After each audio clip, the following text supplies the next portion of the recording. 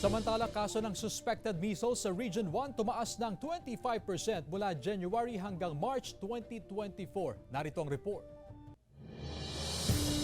Nababahala ang Center for Health Development o CHD sa pagtaas sa natatalang suspected measles o tigdas cases sa Region 1. Hindi pa man natatapos ang unang quarter ng taon. Umakyat na ng 25% ang suspected cases kumpara sa naitalang suspected cases sa parehong panahon noong nakaraang taon. 31 suspected cases ang naitala ngayong taon kumpara sa 24 suspected cases noong nakaraang taon. Nakatakdang magsagawa ng malawakang bakunahan kontra measles kung saan karaniwang mga batang tinatamaan ng sakit. Hindi binabawal-bawalan po munang maglalabas po ng sa kalsada, stay muna po sa bahay. Iwas sakit po, mahirap po magkasakit ngayon. Ngayong mainit ang panahon, kabilang din sa binabantayan ng Health Authority ang pagtaas sa kaso ng tinatamaan ng sore eyes. Mabilis din ang transmission nito. Tumataas po yung incidence natin ng sore eyes. Dahil po tuwing summer, mas marami po tayong air pollutant, mag-scratch tayo ng ating mga mata.